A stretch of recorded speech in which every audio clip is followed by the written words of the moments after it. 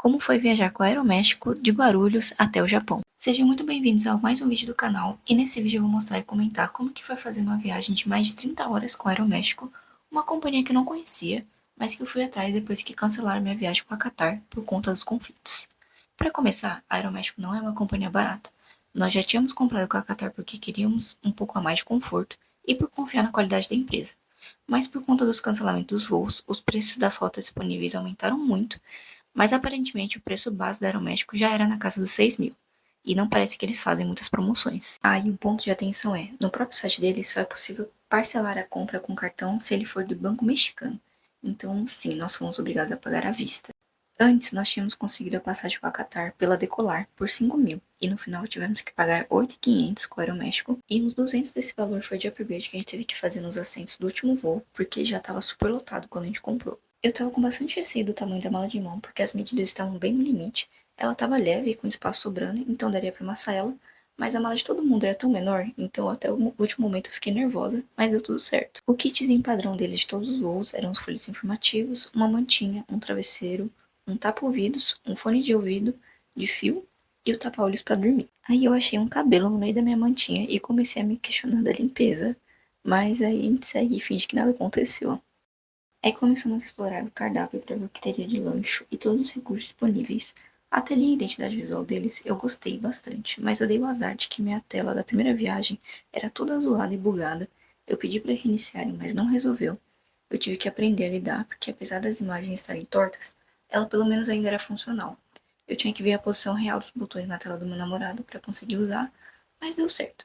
Até assistir 2 filmes, ela passava os vídeos normal, só ficava um risco cortando a tela. E vou deixar aqui 2 recomendações de filmes tranquilinhos para você ficar de boa na viagem: Invocação do Mal, O Último Ritual e Pecadores. Muito bom. E uma tecnologia que nós, réis mortais que não viajamos de avião, ficamos impressionados foi essa de escurecimento das janelas.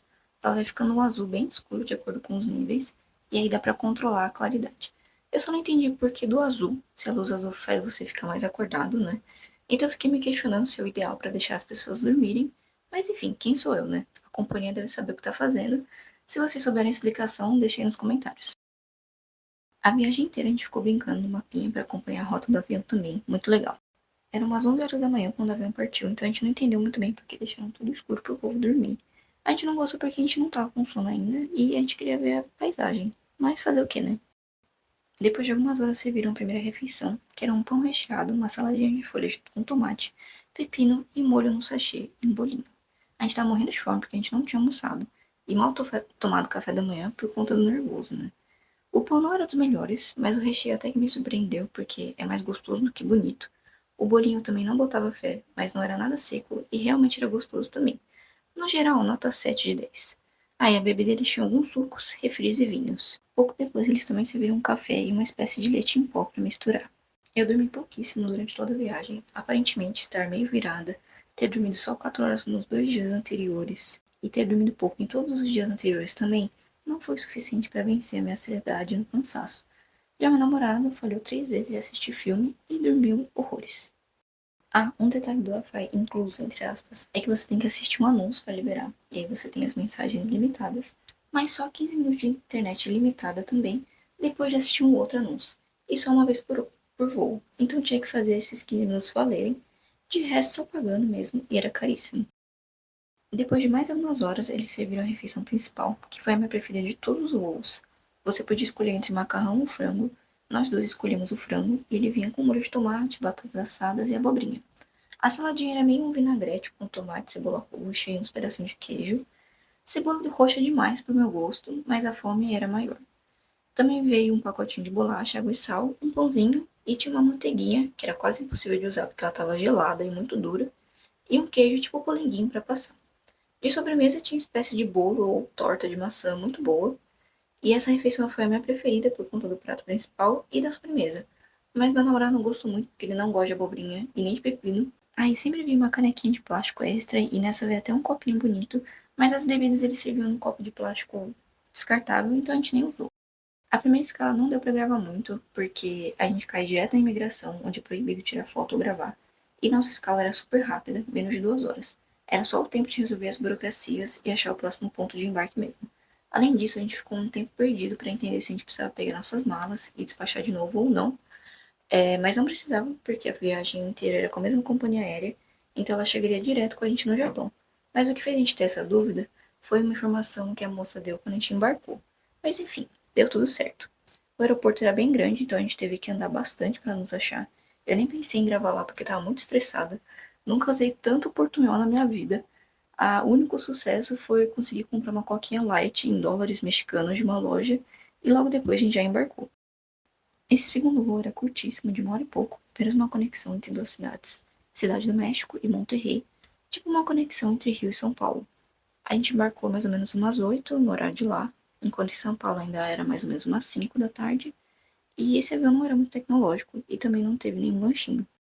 Agora, chegando na segunda escala, nós tínhamos quase 5 horas para matar. Como o aeroporto estava boa parte em reforma, assim como o da cidade do México estava uma barulheira e estava quase tudo fechado por conta do horário, nós ficamos um pouco perdidos de onde era para fazer a conexão, mas teve uma atendente que foi super fofa e ajudou.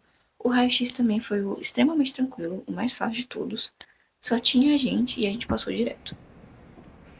Nossa, que bonitinho. Gostei dessa arquitetura aqui, comercial, cenográfica. Tudo fechado. Vamos tentar encontrar alguma coisa para comer. Não, alguma coisinha deve ter. Por sorte, tinha um estabelecimento aberto ainda e era um Starbucks. A gente tava com fome, a gente aceitou pagar uns lanchinhos superfaturados e valeu a pena porque tava muito gostoso. A gente também conseguiu usar o banheiro com calma, trocar de roupa, lavar o rosto, escovar os dentes, etc. A gente tava estranhando que tava super vazio o local de espera do voo, sendo que ele tava super lotado quando a gente comprou. Mas é porque a maioria já estava embarcada desde a cidade do México e eles não tiveram que fazer escala como a gente. E Monterrey era apenas uma parada para abastecer o combustível do avião. E iniciada a última viagem, a gente embarcou mais ou menos 1 da manhã, seriam 15 horas de voo e a gente ia chegar às 5 da manhã.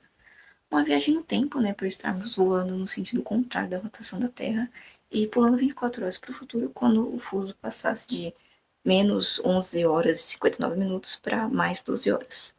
Só nesse voo que eu sentei na janela e nos outros meu namorado que sentou, mas aí não tinha nada para ver, né, só na hora do pouso mesmo. Depois de 1 hora e pouco de decolar, eles já serviram jantar para deixar o povo dormir depois do resto do voo. E nós tínhamos altas expectativas ao ler o cardápio, porque eles tinham várias opções de refeições no estilo japonês, mas foi bem xoxo. O frango eu achei bem sem sal e um pouco mais duro de cortar do que o da outra refeição que eu gostei. Os legumes também estavam sem graça, mas pelo menos era fit, né? A única coisa que salvava era a saladinha com maionese, e o bolo de Oreo era horrível. Eu odeio desperdiçar comida, mas eu não consegui comer. Aí finalmente o cansaço de ter ficado tanto tempo sem descansar bateu, mas mesmo assim eu dormi poucas horas. E numa viagem tão longa assim o tédio vai batendo, mas eu não conseguia mais me concentrar em fazer nada.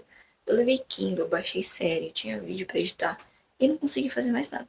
Nesse voo nem filme da telinha eu assisti e eu fiz grandes nadas. Fiquei mais tempo tentando dormir do que dormindo de verdade também.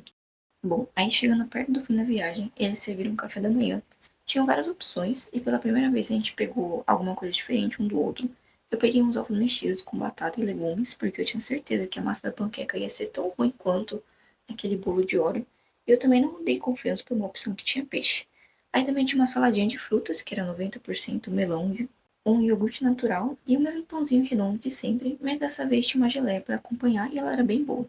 Claramente eu acertei sobre a panqueca, mas Luigi não tinha pra onde fugir porque ele também não gosta de cogumelo, então ele tinha que engolir. Gosto de café. Não gostou? Gosto de café. Ué?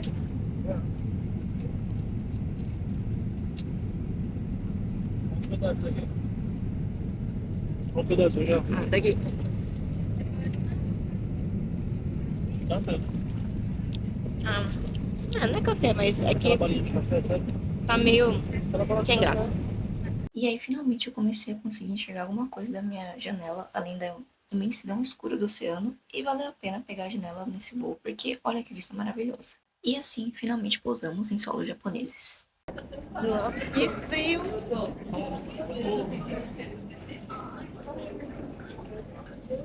A partir daqui tem aquecedor, então não tá tão frio. Que lindo.